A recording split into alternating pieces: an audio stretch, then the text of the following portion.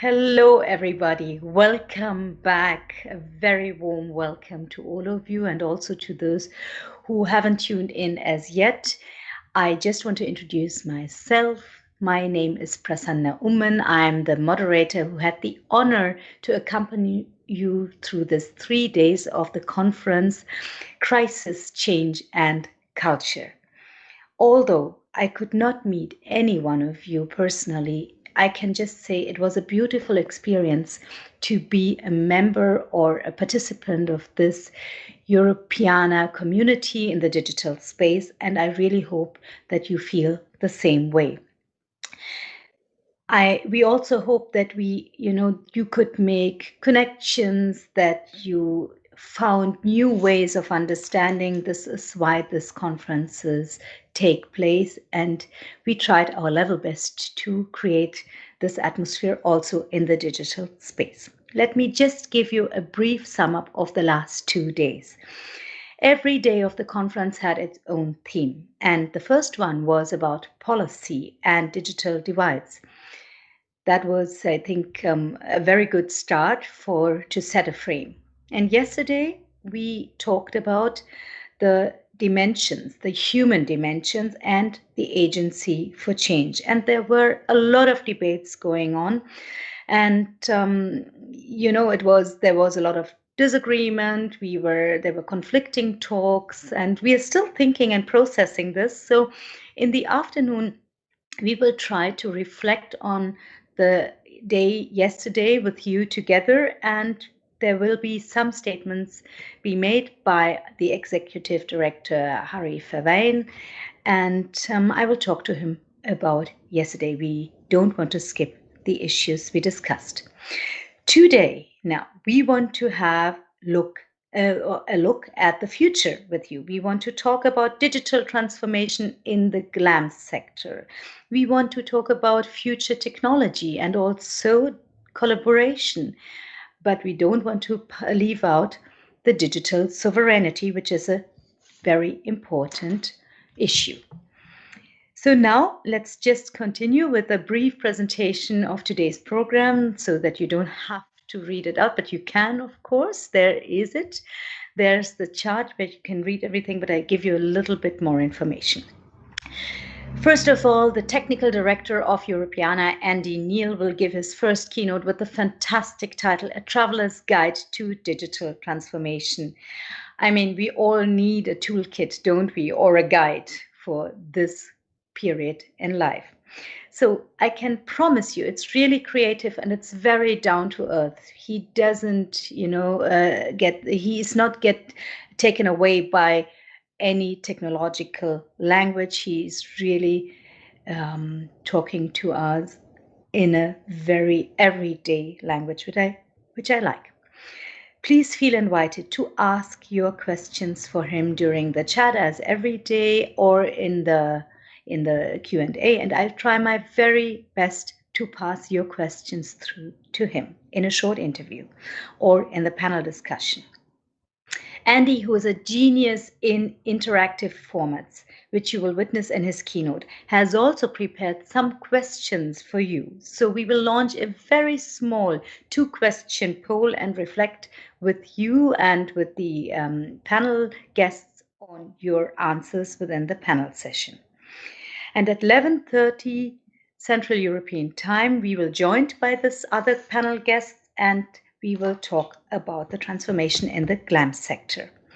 So you have again the chance to join us with your topics and your questions. In the breakout sessions afterwards, which are designed by and for cultural heritage professionals, and they are really a unique opportunity. So you can meet up and share knowledge, you can network, or you can just chat and be happy that you meet again. And we will all meet again at 3 o'clock Central European Time for a pitch by Susan Hazan and Marco Randina from Europeana Network Association, ENA, and Europeana Aggregators Forum Pitch, EAF. And in the afternoon, Kevin Kelly from Wired Magazine will give the closing keynote, and which will be followed by a very short interview with me and also by the last panel session during the conference of this day. Now I have the pleasure to welcome Andy Neal, Technical Director of Europeana Foundation. He has joined Europeana after 5 years in the executive team of the National Library of New Zealand. And he blends digital strategy, technology, and direct action in the culture and heritage sector. And this gives him really a unique perspective on our changing landscape.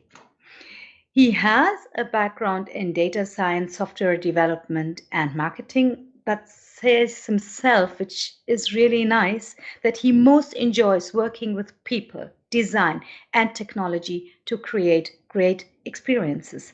I think that's a wonderful approach. And I'd like to share one quote from our preliminary talk with you, which shows perfectly how Andy's mindset is. So I quote, "Although you, Prasanna, asked me about technology, I would frame it more in terms of a customer focus. That when we are making our choices for what to develop and how to develop digitally, we really need to get kind of deep with the customers, with the people, with the public, to understand what's really important for them and to interact with them properly." Dear Andy, we are all excited for your keynote.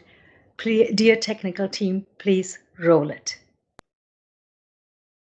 Hey everyone, great to be speaking with you today. I hope you're all well.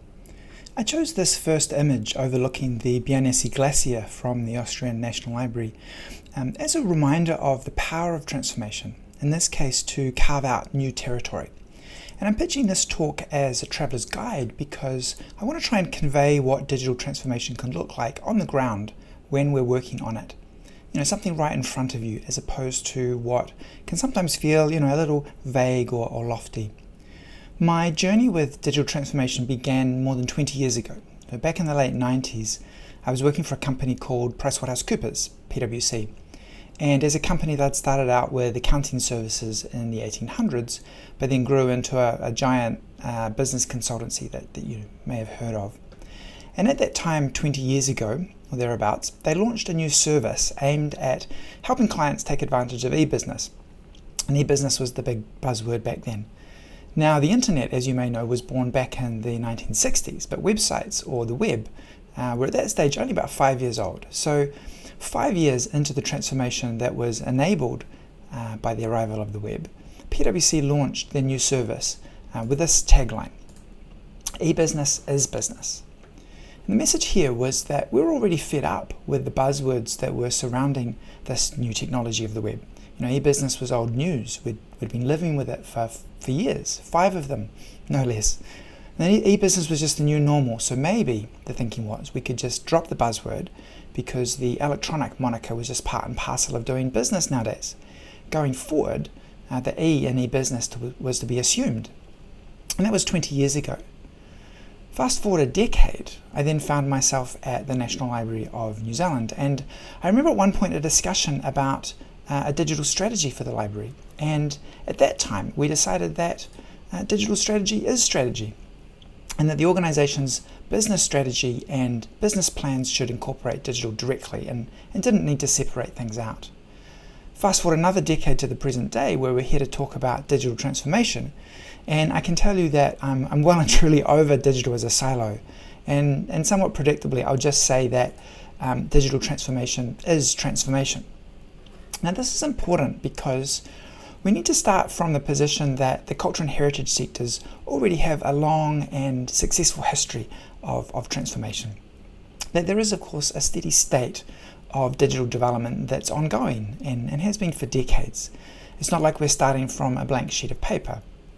Instead of thinking about how we might digitally transform, I think a better question is, how do we level up?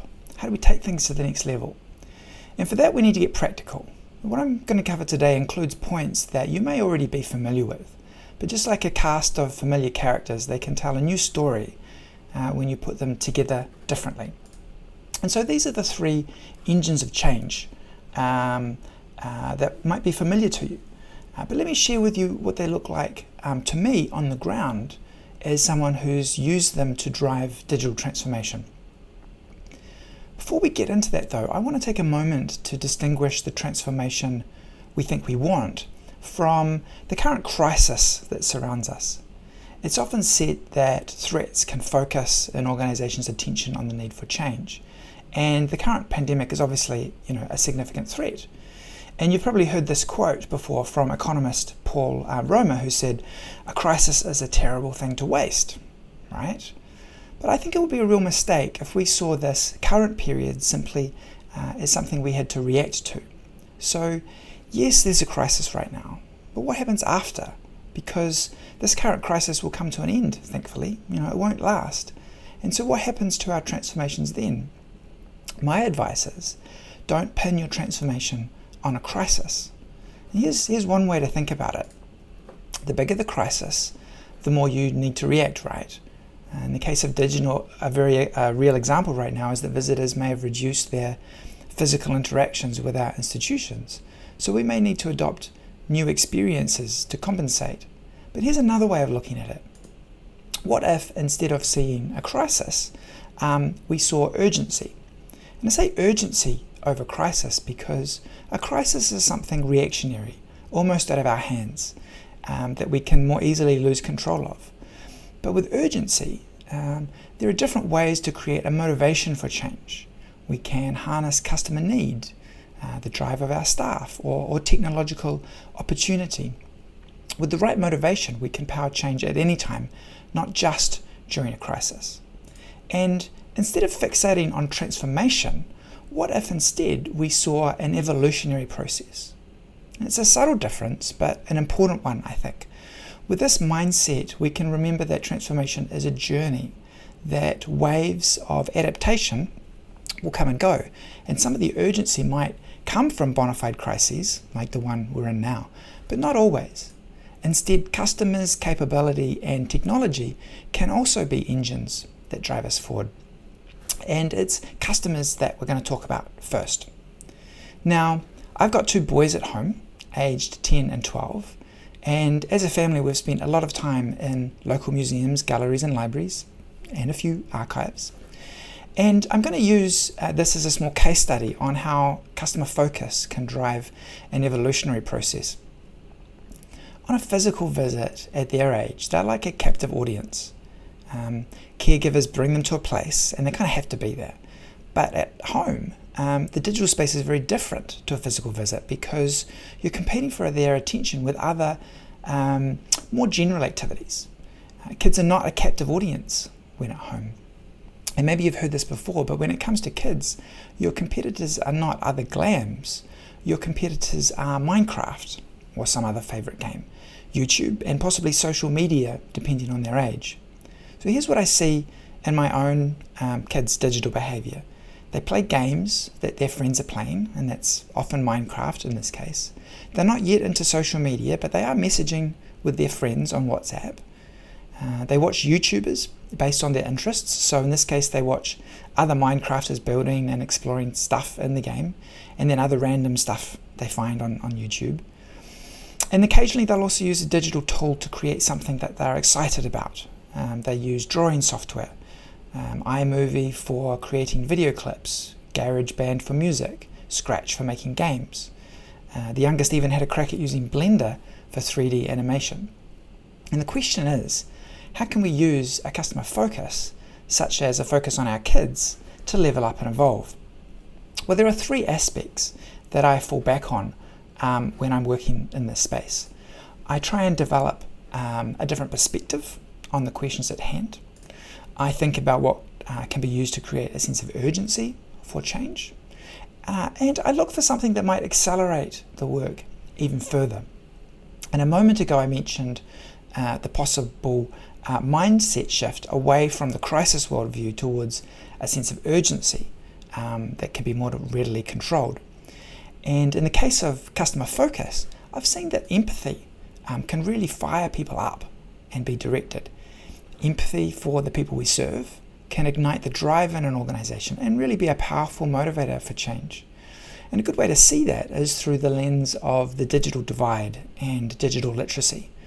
What if, instead of just seeing a generation of kids who love to play video games and watch too much YouTube, we notice that some of them, they stay up very late playing games or watching YouTube in their bedrooms, can't tell the difference between trustworthy information sources and fake news or deep fakes.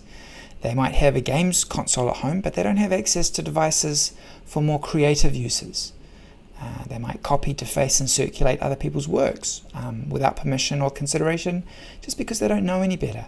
They may be dyslexic, can't read well, or have some other impairment, or maybe they just don't have good access to information in their home language.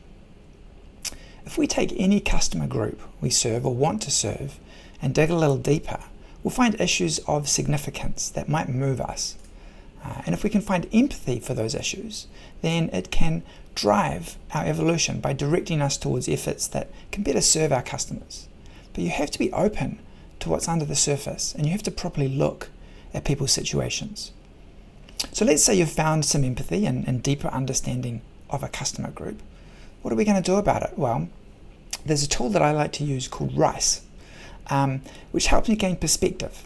So let's say you've already brainstormed a bunch of ideas for better serving kids online, and you've come up with 6 ideas that you think might be of interest to that age group.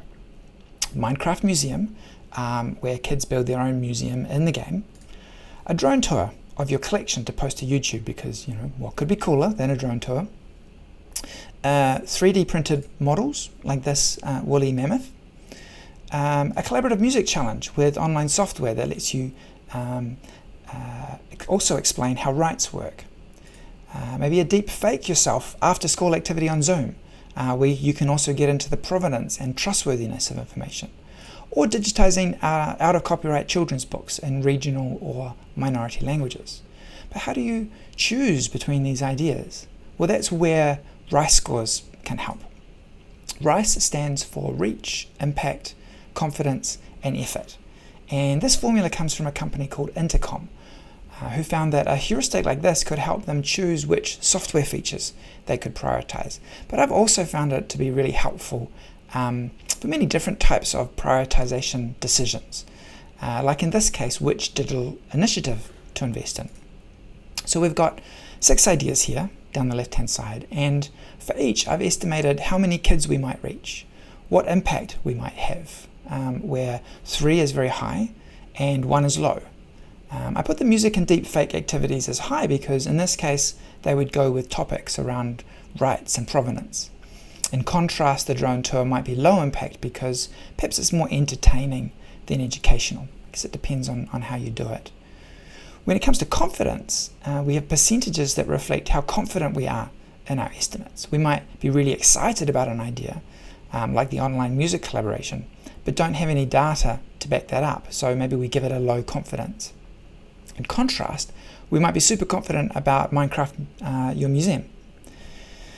Effort is the number of person months it requires to make it happen.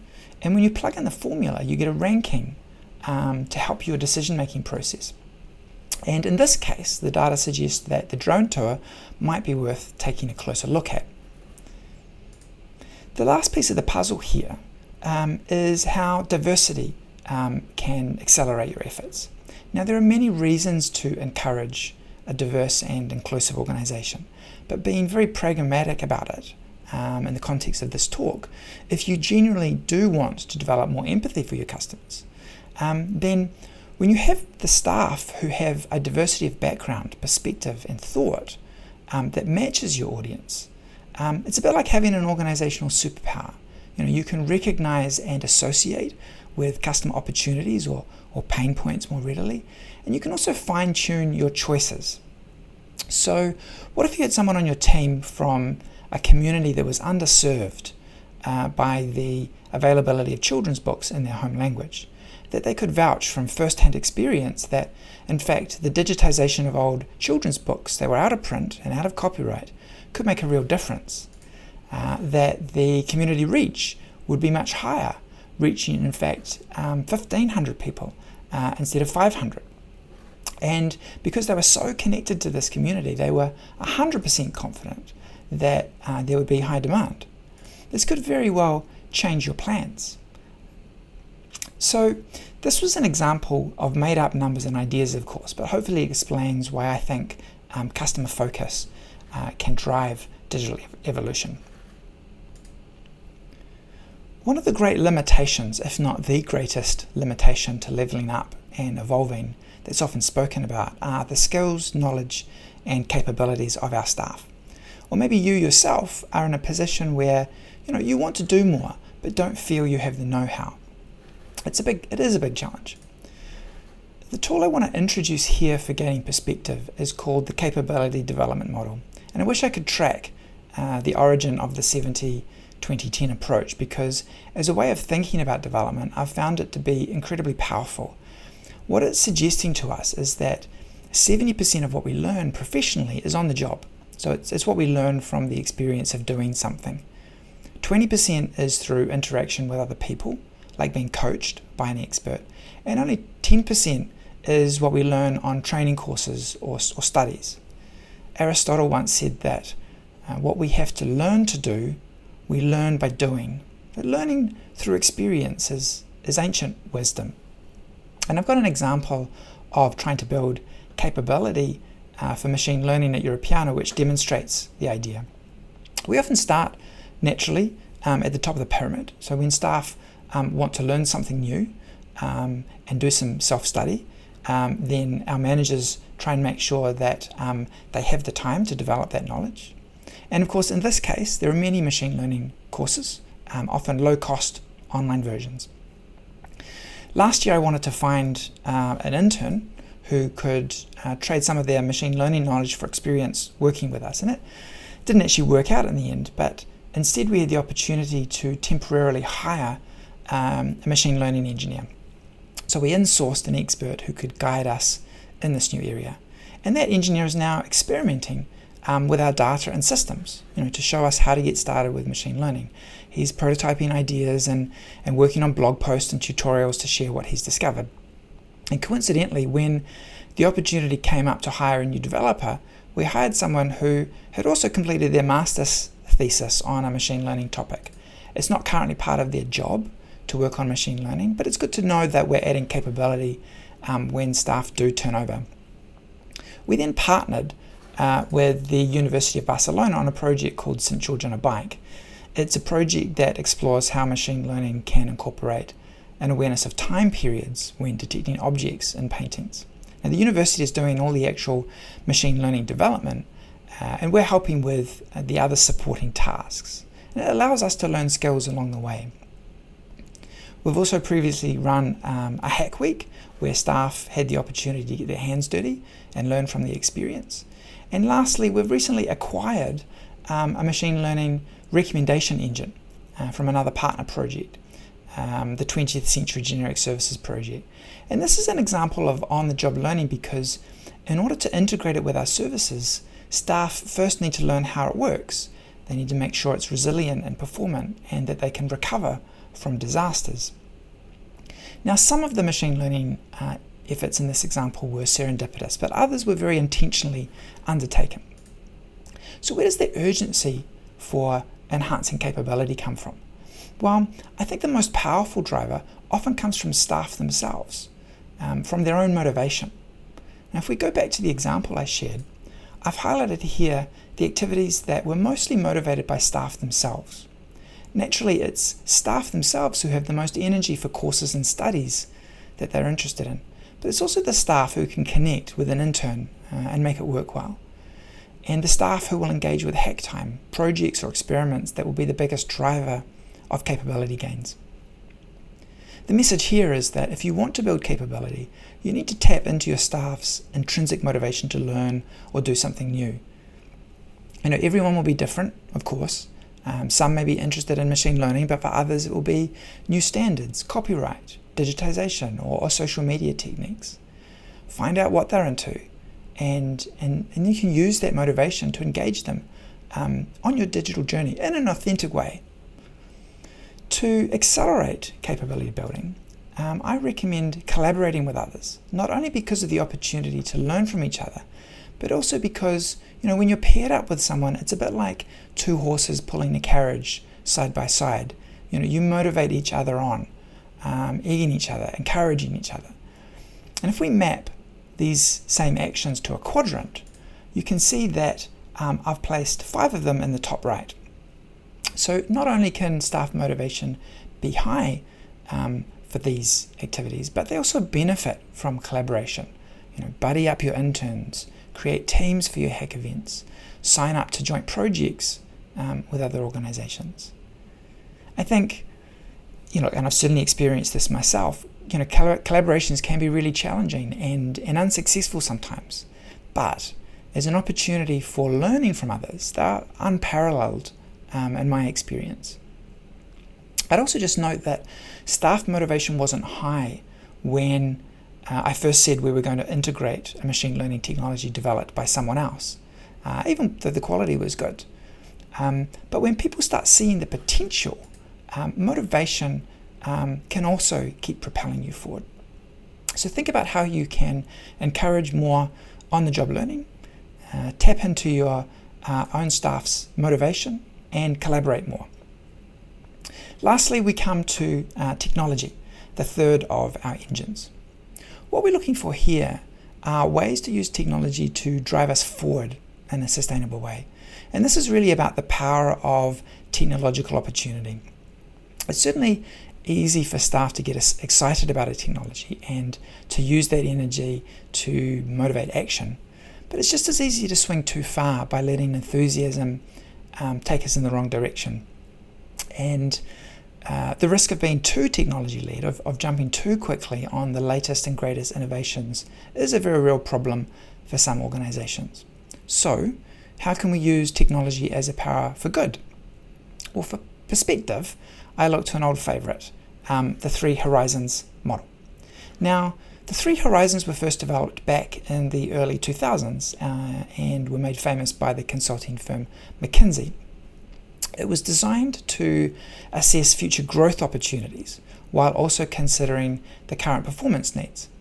And although not entirely about technology, it's still a useful way of thinking about how we might invest in technology.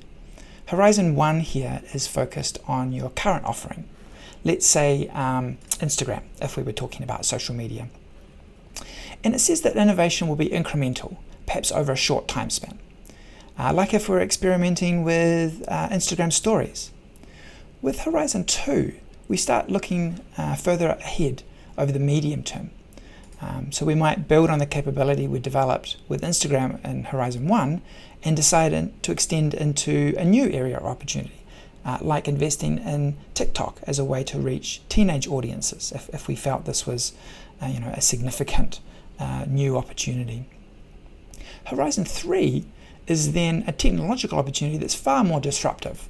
We don't know right now what the future of social media will be. Perhaps it's some form of automation or personalization. Who knows? The point is that ideally we also want to be investing in the long-term opportunities as well. And over time, as the value of one technology starts to level off, other opportunities on the horizon will start to deliver increased value to your organization. Instagram and then TikTok will eventually be replaced by something new. So how does this help us? Well, let's look at another example. Let's say we're thinking about online exhibitions and how they might evolve over time.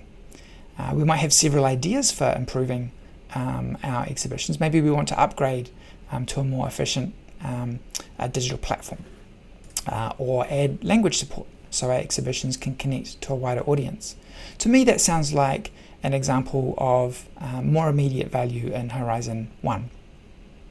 When it comes to Horizon 2 and 3, though, things can get a bit more challenging because there may be investment ideas that don't deliver immediate value. But let's say a colleague comes up to you and says, hey, there's this amazing new technology called GPT-3 that could help us build some really creative exhibitions. I've done some experiments. Look at this. It's really cool. Shall we start using it? So you dig into GPT-3 to learn more about it, and you find out it's the third generation of an impressive language prediction model. What it does is it takes the input of some starter text and then predicts what a likely follow-on might be. It could give you the answer to a question, a translation, or even the next sentences of an article, poem, or exhibition. So I reached out to Vladimir Alexeyev, who is a digital specialist based in Germany, and he's got access to the GPT-3 beta because there's no public access yet. And I asked him what might be possible in relation to creating exhibitions. So we ran a few experiments. I started with collecting 4 items together using Europeana's new user-created gallery feature. And as you can see here, there are 4 Dutch masters held in the Rijksmuseum, all different artists: Hals, Vermeer, Van Gogh, Rembrandt. And I was curious to see whether, if we took the titles and descriptions from these 4 items, could the AI system start to create an exhibition? So Vlad set that up, and what you can see on the screen here is the starter text in bold, the 4 titles and descriptions that were provided as input. And then underneath is what the system created on its own based on the billions of connected knowledge points it has. And I'll read it out. First up, it decided to give the exhibition the title of Paths of Inspiration, Militiamen, Village Maids, and Dutch Masters. And then goes on. The 3 groups of works in this small exhibition were based on Vincent van Gogh's letter to his brother Theo, dated 9th of May 1874. In the letter, Vincent had been complaining that he had recently seen a few dull and, in his eyes, badly painted militia portraits. On the other hand, he went on, Hals had found a way to create vitality in his rustic subjects. It was this comment that served as inspiration for the curator to juxtapose Frans Hals' militia portraits with Vincent van Gogh's milkmaid and self-portrait in this small exhibition at the Van Gogh Museum. Okay, what's readable? It tells a bit of a story. It seems creative. It's not bad for starters, although we might note that, in fact, it was Vermeer that painted the milkmaid, so it's clearly not infallible. I also took a quick look online just to check whether this was being copied, or parts of it word for word from somewhere, and I didn't see anything obvious. So on the surface, it looks like GPT-3 found some connections between the paintings through a letter it had access to, concocted a storyline, tried to create a compelling title, and determined that this was to be exhibited at the Van Gogh Museum. The exhibition text goes on, and in fact we did a bunch of experiments with some really interesting results. It's kind of a whole talk in itself, which we just don't have time to get into today. But I'll try and get a post out about it that digs into some of this, because it is interesting. So what would you do with this idea from your colleague to start using GPT-3 to create exhibition text? Well, for starters, you can consider where it sits on the Horizon model. And it's at this point that our sense of urgency can be helpful. So far we've talked about the sense of urgency being a force that can help power your digital evolution, but it can also act as a moderator. Is this an idea that has some urgencies to it, and how would you know? My suggestion is to use your organization's purpose, really as a check and balance. So when it comes to technology ideas you may want to invest in, their alignment with your purpose is really crucial. If your purpose is to educate, inspire, and entertain a particular audience that might really connect with this idea, you might give it a thumbs up. If your purpose is to drive deeper research and knowledge creation for a community that may not derive as much value from an innovation, then maybe not. In this case, your purpose can either be a force that propels technology adaptation forward because of its close alignment to your purpose, or it may slow it down and mitigate risks around adopting technology just because it's exciting. Regardless of what horizons you're working to, the method that I like to fall back on to accelerate adaptation is iteration, and it works like this. If you want to evolve more quickly, you need to adapt more quickly. But with any adaptation, there's also a stimulus or a cause of provocation for change. And what I use to stimulate iteration is the simple milestone. So what we're going to see in a moment here are vertical lines that could be milestones on a roadmap that we all agree to. It could be a shared completion date for a partner collaboration, the end of a contract, a public commitment, or even a naturally occurring date such as before summer or after the holidays. So milestones are commonplace, but I say, we can use them with powerful intent. And I know it sounds simple, but if you want to accelerate technology iteration, I find that more often than not, milestones work really well as rallying points. So iterate on your online exhibitions, rights management, imaging techniques, search, whatever it is that enables your organization to keep leveling up. Because wave after wave of iteration will see you digitally adapt and evolve over time. When I look back and think about the practices that have been most valuable to me for helping organizations on their digital journey, this is my cheat sheet. I've got some tools that help me think about the space and provide me perspective. I remind myself that a sense of urgency is often needed, not necessarily a crisis, but an urgency to provoke change. I look to several interventions I can make to accelerate developments in the right way, whether that's for more customer focus, better capabilities, or faster adaptation of technology. I suggested at the outset that these ideas would likely be familiar to you already, and in isolation you can totally be forgiven for thinking, so what? But if you imagine your organization tackling all of these interventions in concert over many years, perhaps you can see how your digital evolution, or transformation if you prefer, can progress. Today, of course, I've presented something very structured and organized because I'm trying to communicate the ideas. But it can feel very different on the ground. And so, in closing, I want to reassure you that if your journey sometimes feels a bit bumpy and haphazard, perhaps it's to be expected. Now, we are, after all, in new territory. You absolutely can wrap more formal change programs around this, and many organizations attempt that. But for me, this can feel very organic and oftentimes opportunistic. So I want to say that's also okay. Find the path that makes most sense for your organization.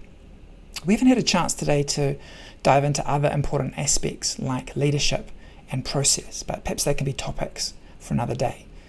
And with that, let me just thank you for your time. I will post some of the diagrams to my LinkedIn account, as well as more examples from GPT-3 in due course. And if you've got any more questions or comments after the fact, I'd also be very happy to make contact. Kia ora. Thank you, Andy, and welcome live here with me. It was a wonderful keynote, and now, before I ask you some questions, which I announced, we will first start with a small 2 questions poll via Zoom. So I can't see it here right now, but dear audience, we'd like to know which of these things would improve things the most for organizations you work with. You have to decide between A, stronger customer focus. I like that. It's like a game show.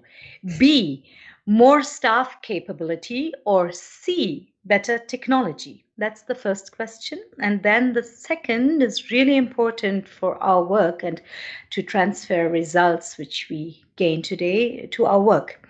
How do you honestly feel about making mistakes in your place of work? And you can select as many as you want. Okay, as many answers as you want. So now, Andy, where are you? While the results are coming in, I use the time to talk to you. Just a minute, I change my window. Now, there you are. Hi, Andy. Hi there. How are you? How are Good, you? thank you. So, what I really liked is that you are the advocate of a casual approach, which is, in digital transformation, especially in the glam sector, not common all the time. So do you really think, and be honest, is the glam sector already at that point? Yeah, I'm glad you asked that because I wouldn't want this to be seen as me only kind of advocating for a casual approach. I was more trying to show a different angle on how to think about it, because it can sometimes be thought that you have to have a digital strategy, but I just don't think that it's always the case. The casual aspect here is saying, look, you don't always need a big transformation program to make this stuff happen. And this question of whether we need to pull digital out into something separate or just treat it as part of doing business is really a question that each organization probably needs to answer on its own, in its own context. I would say, though, that analog and digital are so inextricably linked. For me, it's really hard to separate our strategic decisions about digital from other parts of the business. Yeah. And does it matter? Well, I think it's largely a question of mindset, of seeing how the analog and the digital can work in synergy together. And I think for that reason, I personally lean away from silos of strategy. So you would say, okay, don't focus on strategy, but go for smaller solutions, direct solutions. Is it that? Because there are still frictions in the glam sector between the analog and the digital, even if it's linked. I totally agree. But so lots of institutions focus on a long-term strategy to invent digitization in the institution. Yeah, I mean, I think so that's certainly one aspect of what I was saying today, is that the transformation is made up of many small steps, and when you are looking at your strategy, I think it makes sense to look at these things together. And I would expect that most, if not all, organizations do that. I would be surprised if organizations are thinking about their strategy in terms of analog and then digital as separate. But it's not always the case.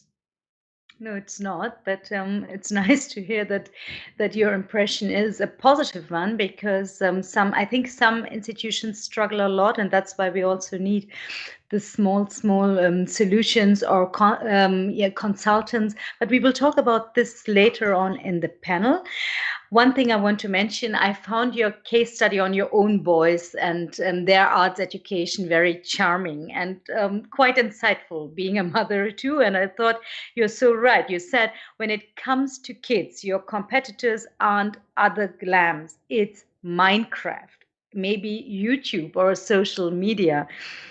So, what are your own experiences? What does really work with younger audiences? Don't make something up now, like in the keynote. I really want to know if you have any experience with that. Yeah. We really need, for a vision, real life experiences or examples. Yeah, look, and I chose the example of kids because it was an easy, at least for me, example to demonstrate the ideas I had. But in no way do I think it's easy for institutions to connect to kids online. It's very challenging, I think.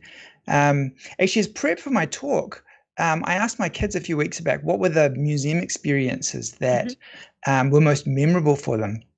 And bearing in mind that these kids are really very fortunate, and they've been to some of Europe's most, well-known institutions, it was really interesting to hear what stood out for them. There were quite a few aerospace museums that they raved about, a couple of science museums, a children's book museum, a magic museum, a chocolate museum, and an oil drilling experience.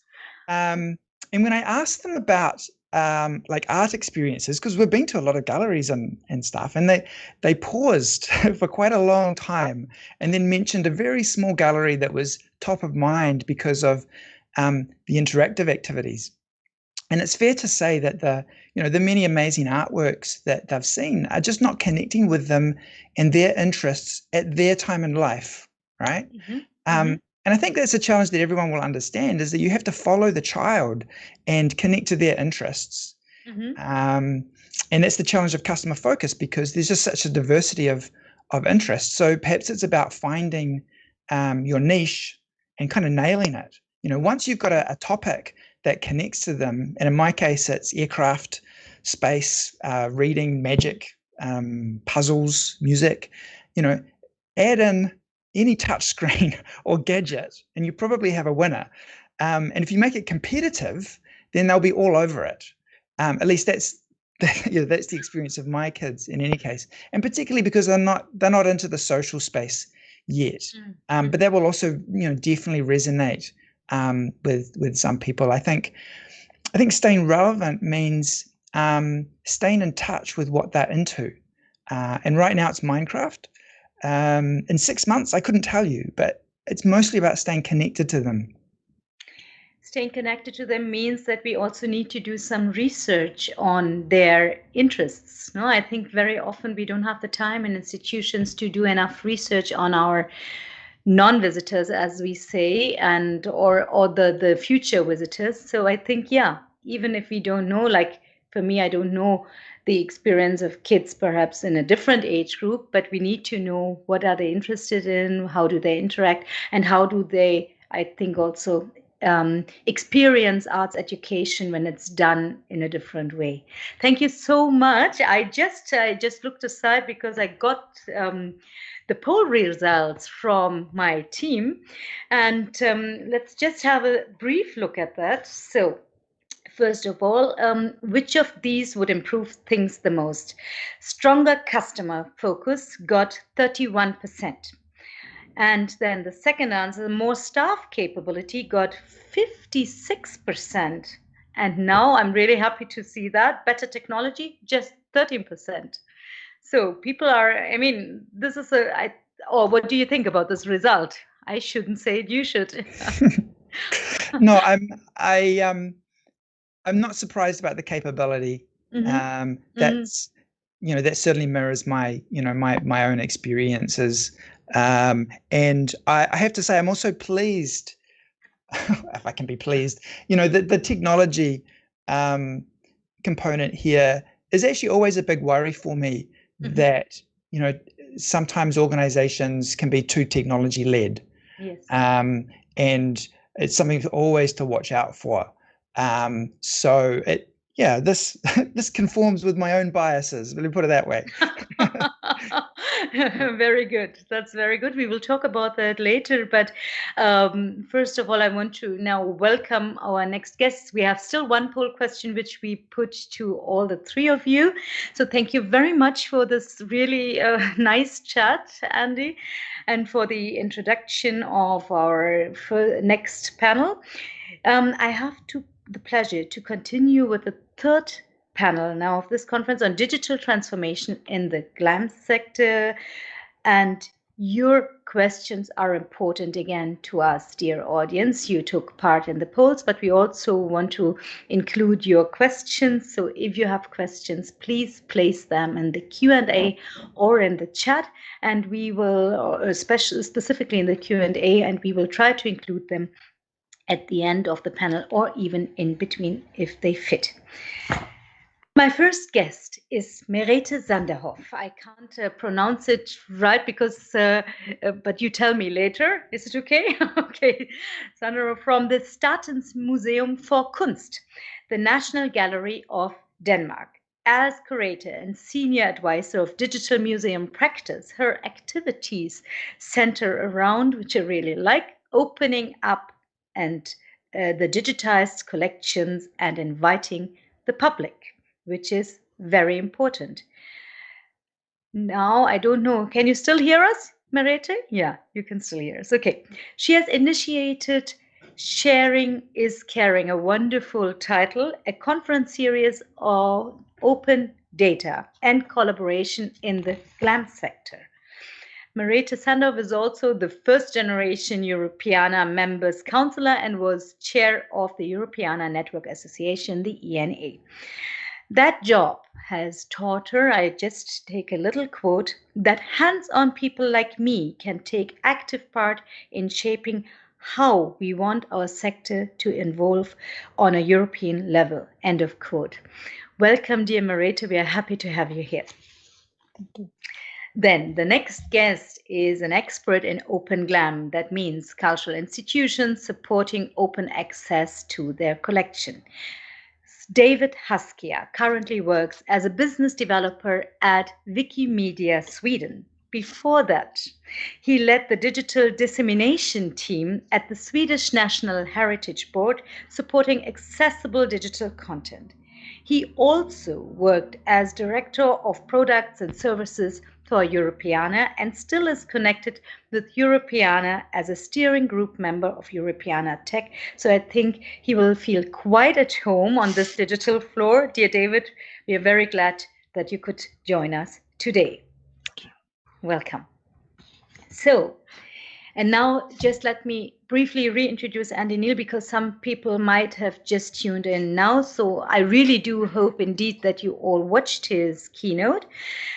Andy is the technical director of the Europeana Foundation, and he has been helping organizations take advantage of digital for more than 20 years. His keynote, A Traveler's Guide to Digital Transformation, allowed a very practical insight into the changing GLAM sector. Thank you for sharing your expertise with us, Andy. It's great that you're here. So now let's just look at the poll results I announced. There was a second question. How do you honestly feel about making mistakes in your place of work? We had the possible answers. Feel comfortable. So do you feel they feel comfortable? 35%. Feel not comfortable? 42%.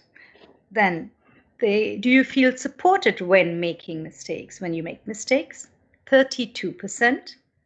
Not supported, 22%. At least that's less. My organization learns from mistakes, got 39%, and it does not learn from mistakes, luckily only 25%. So when we reflect this, who wants to start to give a comment on this? David, you were smiling, so I just I start with you and then Marete, because I've just talked to Andy. Okay. Well, I do think this is one of the key aspects when we're saying invest in staff, as Andy's model says, and as the poll result showed that most of us believe is key to drive digital transformation. It's as much about giving staff space and as it is about giving them the means to acquire hard skills. And it's also about organizational development in terms of becoming a different type of organization. I don't really like the term digital transformation, just as Andy doesn't like the term digital strategy. Yeah. But so what do you have an alternative? Yeah, my term is so long. Share it with us. But I do think you lose so much nuance when you say digital transformation. I would say instead of digital transformation, I would say something like work to become an organization capable of being proactively and preemptively responsive and adaptive to change. And that change could be this continuous and rapidly changing society that we live in terms of how digital tech changes, but it can also be other changes like sudden pandemics or economical depressions. So I think also because using the term digital transformation also leads the mind towards the thought that it's something that you can do once. Yes. And that's just completely wrong. So the journey aspect is definitely important, I think. But I want you to repeat this at the end of the panel again. Yeah? Okay, once again. Because I couldn't write it down that. No, I'll it's just something that I wrote down, and when I listened to Andy's presentation yesterday, we guys in the panels have cheated a little bit by listening in advance.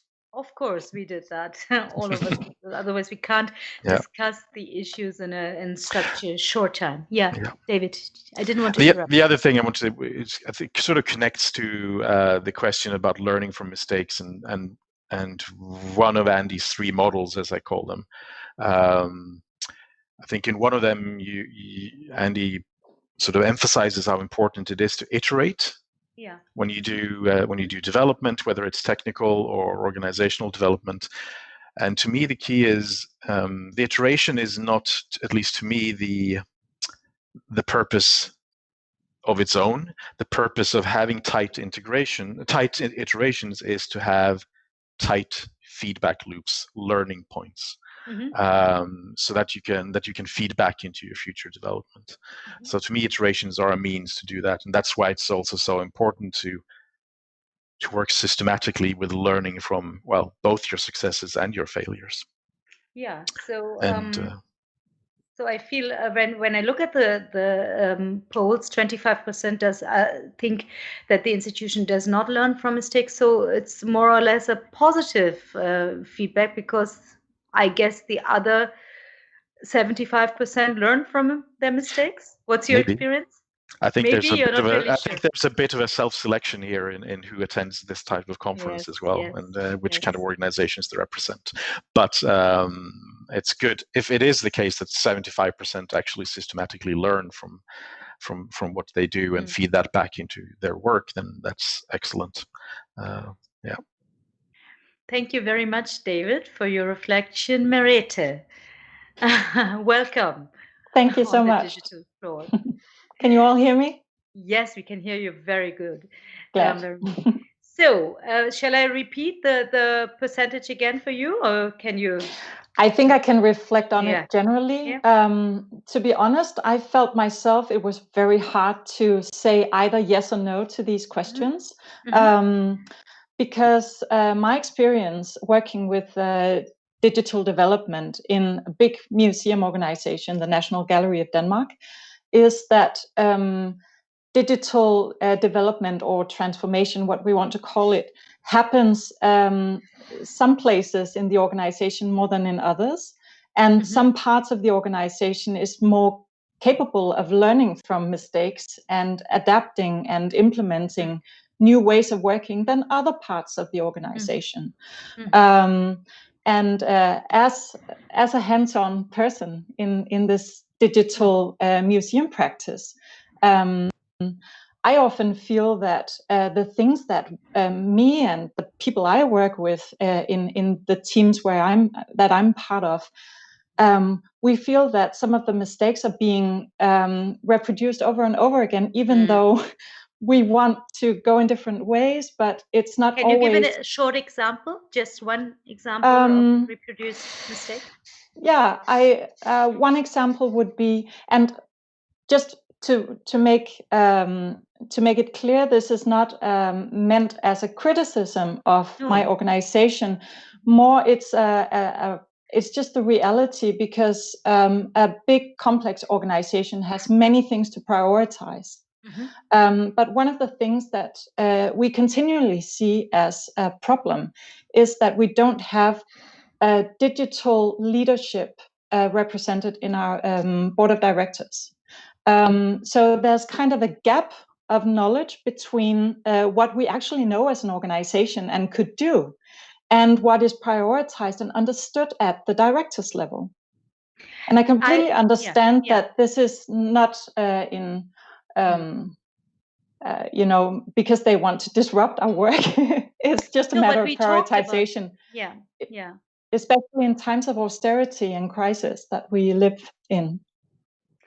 Yeah, you're very right. And we talked about leadership and agile leadership a lot on the first day, and also yesterday, actually. Andy, you're the technical director. Do we need combined leadership in this age of transformational journeys? Being a director of a cultural institution means you need a lot of knowledge about cultural arts history. You are into the arts, you're into the collections, you have a completely different discipline to face. And then you have to add on technical competences or knowledge about digital sovereignty, whatever. Would this be the era for really a new kind of leadership regarding competences, so combined leadership? Well, you know I'm biased, of course. Absolutely. I mean, is that, I'm obviously going to say this because I think digital is inextricably linked to our core business. And as core business, it surprises me when I see, that situation where digital and technical capabilities are not represented in leadership. It really worries me. I mean, and there's of course there's lots of other issues with in terms of the kinds of people and backgrounds we have on at our directors as well. And this is just add this one to the list. And I think it's one of those things also that you need people who have the mindset. You need leaders who have the mindset of being able to accept mistakes. I mean, I'm just looking at the numbers here again, and one that really stands out for me is that, again, with this audience, 42% do not feel comfortable making mistakes. I think I feel really sad about that, and that's a problem, because if we're spending all of our time trying to avoid making mistakes, making everything perfect, then we limit the opportunity for adaptation. Look, I'm only in the position I'm in today talking about digital transformation because I really made some stupid mistakes throughout my career, but luckily I was in a space where but you also call it stupid mistakes. Yeah, You're not acknowledging it. Yeah. But I had support, and I had the opportunity to build resilience and work through it. And I'm a really strong believer that whatever doesn't kill you makes you stronger. So it's just part and parcel of you've got to get to grips with this, and our leadership has got to get to grips with it as well. Yeah, sometimes I feel leaders are very alone in their positions, and then they try to, try to hide mistakes. But it's just an impression from the point of view in Germany. David, you were smiling when he said stupid mistakes, and you were. So can you just react to this again, and Merete too, because I really like this hands-on approach. Because I think we can discuss this and say, okay, mistakes should be done, and we learn. But being within an institution there are a lot of issues about representing yourself as a good employee.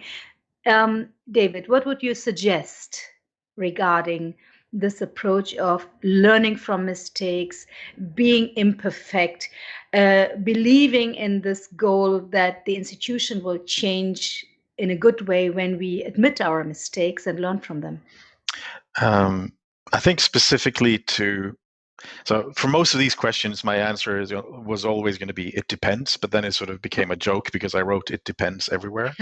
I do think if we generalize a bit, because we have to, the Europeana network is 4,000 organizations, something like this. If we generalize a bit, I would say that despite what our organization often claim, GLAMs are quite hierarchical. And with quite, I mean that in the English way, very hierarchical. Yes. In the German way too, by the way. And that means that in an organization where this sort of this space, the okay to not to deliberately make mistakes, but when you do make mistakes, it's okay, especially if you learn from them. That is one of those things that I think has to come top down. That is a leadership question. A top-level manager or director who continually sends out the signal that for example, cannot themselves admit to ever making mistakes, will send out a signal to the rest of the organization that neither should they. So I do think it's a leadership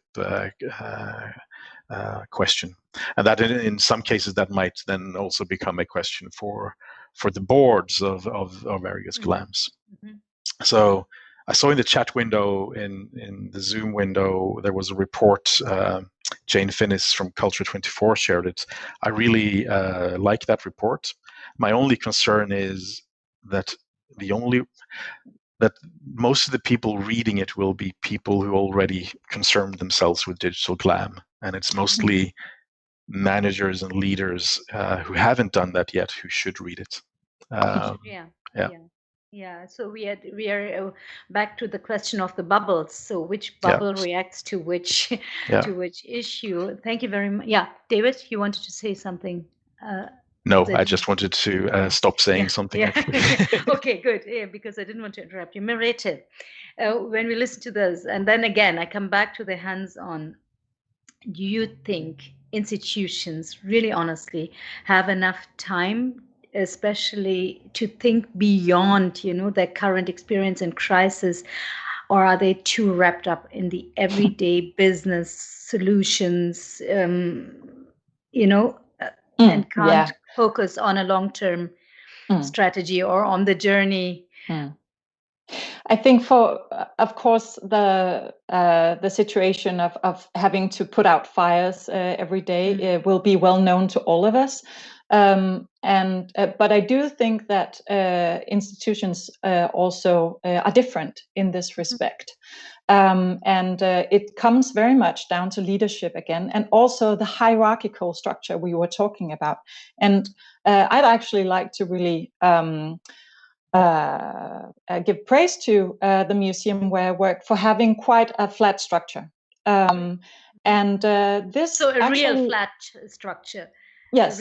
And this enables us to have a culture where it's not that dangerous to make mistakes, and where it's actually written into our strategies to experiment. So, for instance, the projects I've been working on for more than 10 years, we've always had 10% for experimentation. And we've had advisory boards who said, fail forward, make mistakes. And our directors saying, yes, let's do this. So this is a good culture for nurturing what you, Andy, were talking about in your keynote when you were talking about what is the driver for transformation. Because I totally agree that it's the passionate staff, the people working in these organizations. It's not for the money, let's face it, that we work in cultural heritage. But if we get the mandate to really develop something that's super compelling for us as the geeks we are, and where we have this ability to foster some changes and make some differences for the people we want to serve here, then that's really powerful. So there's an interesting balancing act here, I think, strategically, between allowing the bottom-up digital developments in an organization where mistakes are allowed, and you can't not make mistakes when you're working in digital technologies, because it's evolving so fast that you will, burn your fingers on stuff and have to learn from it. But then you also need the directors to represent this culture and to take it to heart, because otherwise there's this gap between some great creative staff that's doing all kinds of wonderful things, but it just doesn't scale up if it's not really understood by the leadership of your organization, and understood as something that will take your institution into the 21st century. Taking your institution in the 21st century and fast developments is a perfect transition to the next topic, because I would like to close this topic on mistakes. I think you said the most important things, and we know it, but we still want the people, the right people, to listen to a good culture of making mistakes within a good leadership culture. But when you talk about developing, it's developing fast. So it comes immediately back to also David's area and Andy's products, technology. I mean, they're developing so fast. And I would like to know, do institutions need to hop on every train, very quickly? Andy was talking about the GPT-3 technology, the AI technology, and this always, puts people into a position where they think, oh, I want to have this, or I want to have that product or that tool. But can our slow cultural institutions, I just put that phrase, can they really react to this developments, and should they? David and Andy, I put it to both of you, and you Please, David. Well, I think it has a lot. My answer is always going to be it depends. There was also a question in the chat about, so how does a really small GLAM do digital strategy and digital experimentation if you have like 2 employees and then rely on volunteers for the rest? And that does go into my answer that so Andy used this 70-20-10 principle for his staff investments in the model, and there's another age-old principle about doing things 80-20, and I would say that at least 80% of GLAMs should not do advanced AI experimentation and innovation and things like this. It's too risky for a small organization.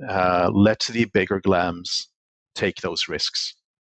So don't jump on the hype cycle. Some of us are old enough to remember when virtual reality was going to be revolutionizing our society once before, and everyone opened up an embassy in Second Life. Those are now closed down. So don't jump on the hype train too early if you're a small organization. That doesn't mean that you can't innovate. Innovation is also a bit, it's also relative. Innovation can be using off-the-shelf tools like Zoom to open up your museum or your special collections exhibition when your physical building can't be open. To you, that's innovation. Innovation is about creating value, new value. It's not necessarily about using the very newest technology.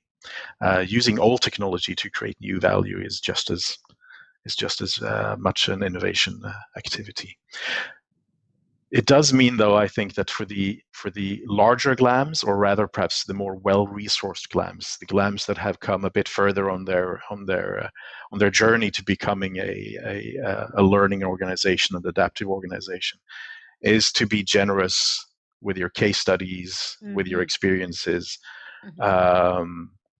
Share your mistakes, share your successes, and gradually what is very, very new experimental technology that most GLAMs should not work with becomes regular off-the-shelf technology that most GLAMs will work with and not even think of it as being technologically innovative.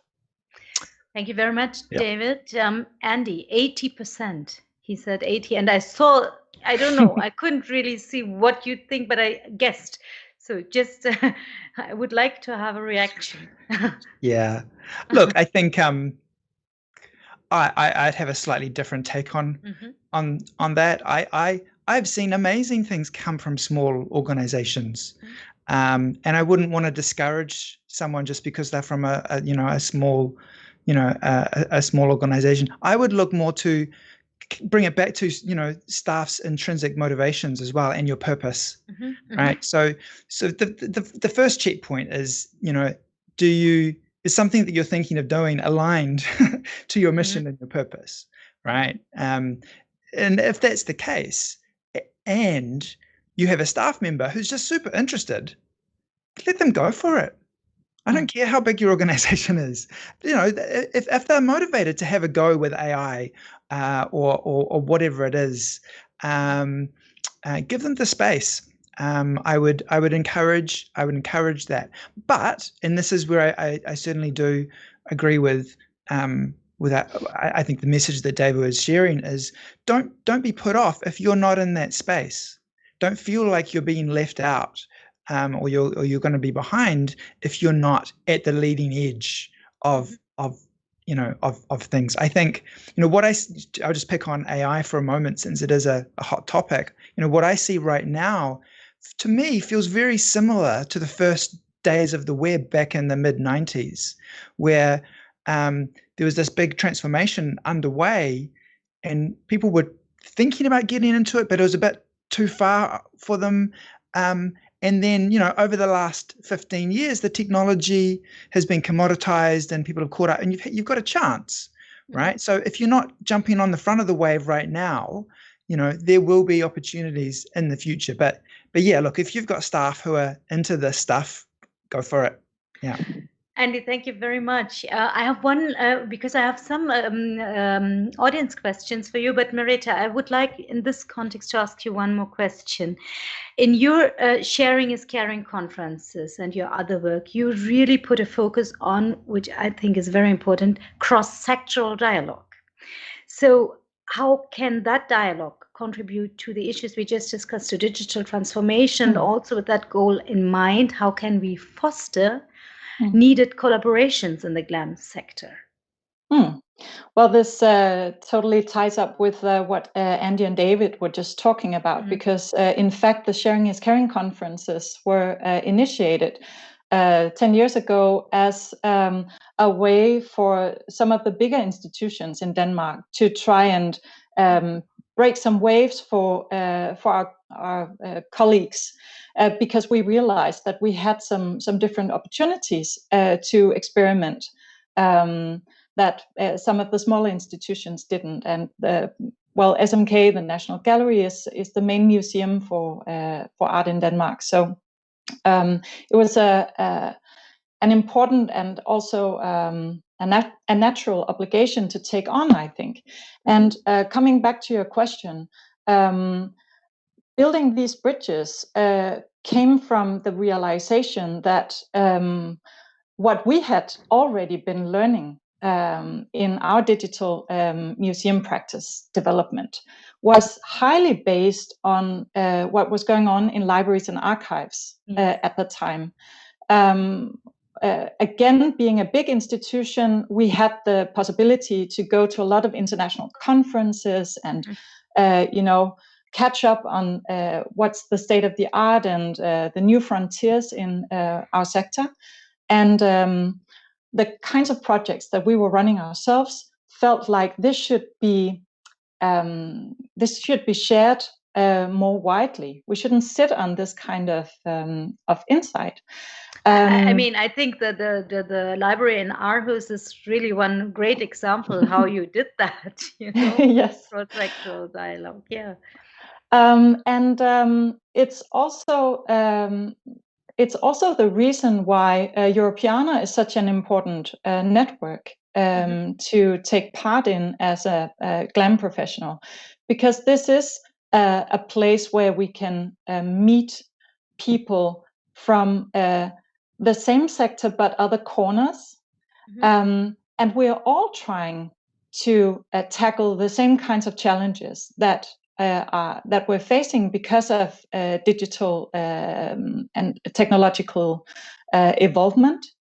And we're much stronger when we try to do that together.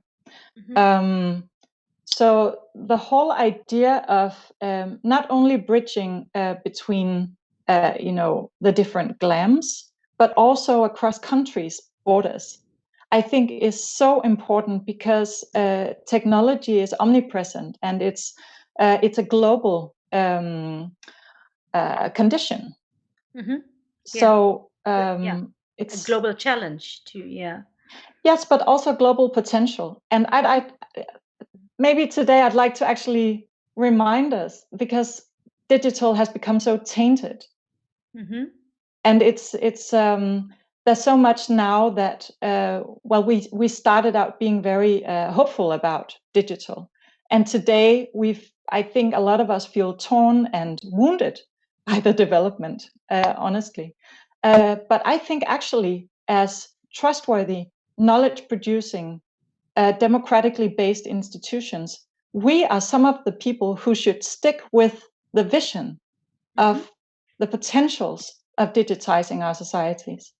This is already like a final statement, Marita, but we are not at the end right now. Thank you so much for this statement. I would like to share some questions with you from the audience. I have a whole load of questions, but I skipped them because we want an interactive discussion.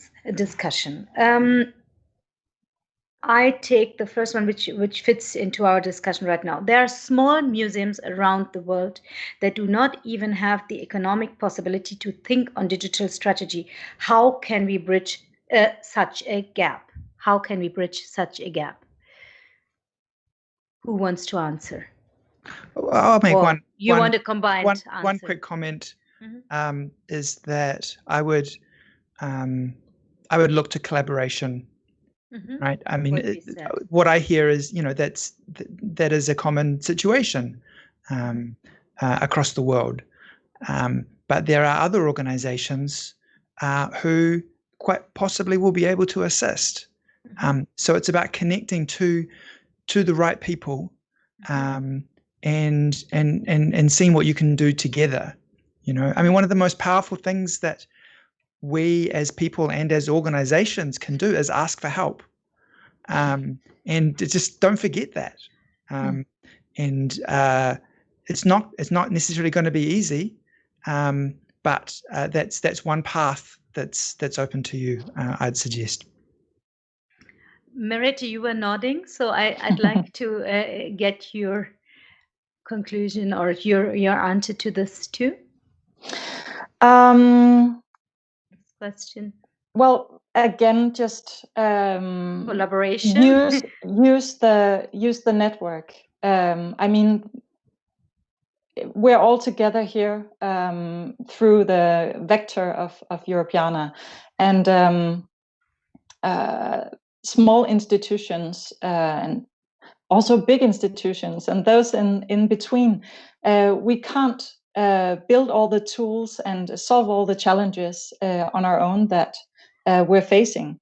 And personally, I have not had more empowerment anywhere else than through this network that I've met in Europeana. What a wonderful statement.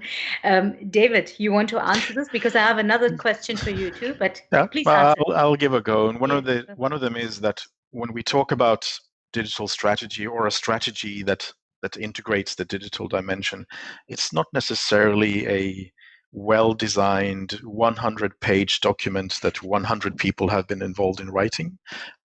I mean, that's what we do at Europeana, I was going to say.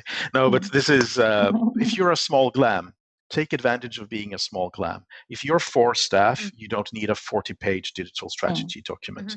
You might need 2 meetings talking about how can we use low-cost, off-the-shelf tools to reach more people. And the decision could be, well, we're all very familiar with Google Meet, so that's what we'll use in our organization, and we'll invite people to Google Meets and show them around our exhibition, and that can be your digital strategy and your digital plan. So it's not so much about, and it's not really something that has to be very resource consuming. It needs to be relative to your organization. For a huge organization, yeah, exactly, yeah.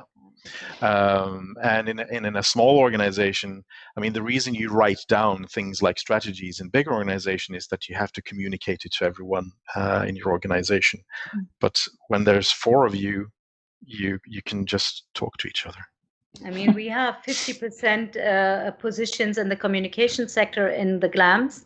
Very often people work on a 50% position, just half a day, and they have to do this digital transformation for the communication of the whole institution. So, of course, we need a not only cross-sectoral, but within the institution, cross branches or cross division work, I think. I have one more question, and I would like to place this with all the 3 of you, but I start with you, David. I like the Minecraft analogy. How can we emphasize that governments that so far only 10% of the total content is digitized, and our game of GLAM Minecraft is therefore very limited? I put it to you, to Andy, to Merete. And then I have my last question. I'm not sure I understood the question really. Yeah, I mean, I was also had difficulties to read it. I repeat it again. I like the Minecraft analogy. How can we emphasize to governments that so far only 10% of the total content is digitized, And our game of glam Minecraft is therefore very limited. Now I got it. And Merete, you think about it, David. Merete was laughing, so you start. Yeah, I mean, it's a good point, because we keep lagging behind in getting government or financial support enough to invest in this the complete digitization of our cultural heritage. And as glam professionals, a lot of us tend to agree that it's super important, but it can be difficult to convince the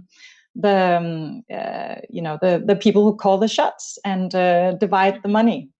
And I think that cases like this, where we bridge the gaps between one sector that can seem disconnected from other parts of society, when we bridge that to something that is felt and understood by wider parts of society, we can maybe move some votes, you can say. Yeah. So, for instance, I love when the cases we've seen of open data solving big societal challenges. For instance, geodata and weather data, logistical data, when those are opened up and stakeholders don't have to pay to use them, it's better for society's economy overall. If we can find cases like that, where open cultural data also solves challenges in society, that's super powerful. There's one wonderful example right now from the Royal Library in Copenhagen. They have a big collection of aerial photos of the Danish landscape, the rural landscape, with farms and houses through 100 years. Those were digitized and made openly available. And now construction companies are finding fantastic benefit in having access to those aerial photos, because they can see where there's been buildings in history that has polluted the ground. And then they don't have to make big drills to find out where not or to place their new constructions. And this is a story that made Danish national news, and I think took everyone by surprise, including the people who sat at the Royal Library and digitized this. They didn't know what kind of benefit would come out of this. I mean, this addresses the issue of digital sovereignty. We will discuss this also in the afternoon panel with Marlene Sticker and Susan Hazar and Kevin Kelly. Andy, I just wanted to ask you, do you want to react to this? Otherwise, we now go to the last question. But well, I can just make one very quick comment building on what Merete said. I think it's about how you tell the story. And the example that we just heard is wonderful, and it's something that people can understand. It's less or something they can connect to, right? Yes. If you're making your pitch based on we've got to digitize 100,000 items, because X, Y, and Z, it's not emotive enough. Right. So, where I've been involved in digitization efforts, the ones that have been successful are the ones that, in terms of funding, they hit that kind of emotional kind of resonance. And the great thing for us is that, in terms of being on a digital journey, the more examples that we have of fantastic things that have happened, the easier it is for us to tell those stories. So it's a real encouragement for innovation and also trying things new and being open to the unexpected. I would like to split up, because you mentioned connectivity again, and I would like to split up my final question, because I think it's a very important issue, this being connected to the customers. So I come back to the customers. What things do we need to better connect with their needs and preferences? Is it more about research, or do we need more soft skills in our teams, can you just give a brief answer, all the three of you, and then I give you one more question, because I'm so happy with this panel. I want to take as much out as I can.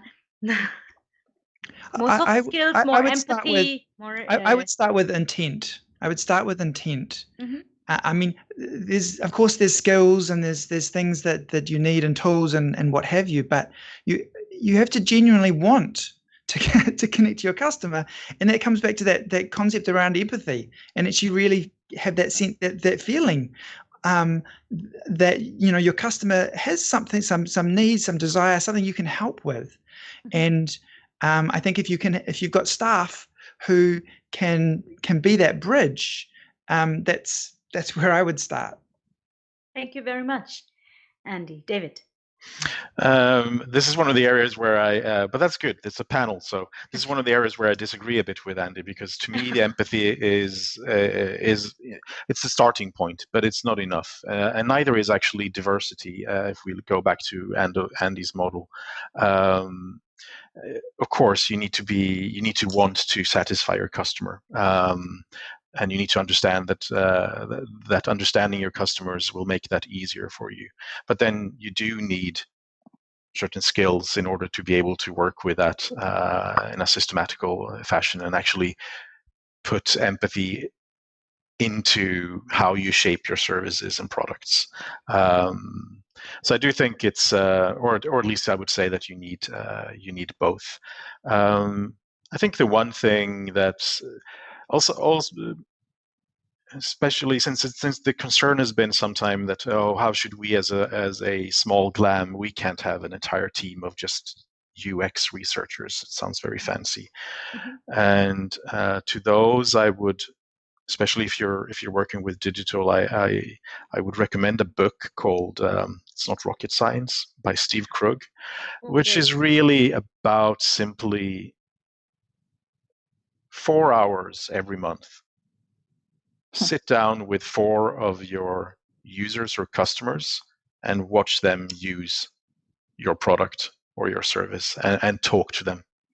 I think that's brilliant. That's even a small organization can do that, and the good thing here is that you actually talk to them. You don't just count the number of visits or look at what they're doing in your web logs or how many page views you've had. I think one of the things that in this very digital age, when we have big data tools, is that we tend to overestimate analytics and data-informed decision making, or even data-driven decision making, which is even worse. We tend to overestimate that in comparison with simple human communication when it comes to the qualitative insights. I like really this approach of putting it into a work package of 4 hours with 4 people, which is nice. It's a very practical approach. Merete. Yeah, I'd like to second that, actually, because when we did the poll at the beginning of this session, and it came out that I think it was around 30% thought that customers were most important, 50% thought that capacity building of within the staff was most important, and then 13% tech. It just struck me as typically GLAM, because we're so... we are, we, and I include myself, we're brought up with being, highly trained people. And we have very deep knowledge in our fields. And this is a very strong part of our professional identity, is that we know something. And if there's something new that we don't know, then we need to learn about it. But we get insecure immediately. We get insecure. And I would actually really support the idea that instead of thinking we need to, as the first thing, to build up our own capabilities and capacities, maybe it's interesting, as David implies, to try and learn from some people who are just around us and who are the people we're supposed to serve. I think that's a brilliant final statement. I skipped the last bit of the question because, it's all about connecting with the people we are working for too and addressing. So thank you all very much. I just want to give you some information which is nice for you too. We just got some from the team, some numbers. First of all, there's a lot of engagement in the chat. People are enjoying this panel specifically and thanking all of you. So they're doing my job. I thank all of you on behalf of the audience. Thank you very much. It was an inspiring panel. 170 people participated in the poll. To give such just some background also to the poll participation, thank you so much. We could have gone on for ages. I really hope to see you all again, and I thank you also for putting further pages in the Traveler's Guide to Digital Transformation. And thank you, dear participants, for all your questions. It is really, the panels are lively because you are adding your questions and your reactions. And now, again, as every day, please use a non-digital break, get some fresh air. As I always recommend, don't read work-related emails, as I repeat every day. I really try not to do that too. It doesn't work all the time. And the program continues at 1 p.m. Central European Time with a session, with parallel sessions on collaboration. I think that's an important issue, as we learned today again. And we all meet again at 3 p.m. Central European Time for a pitch, followed by the closing keynote by Kevin Kelly and a closing panel. And in between, we will also present a statement to yesterday's events and discussions. Enjoy your break. Enjoy the reflection on this panel. Enjoy the sessions and see you soon. Thank you.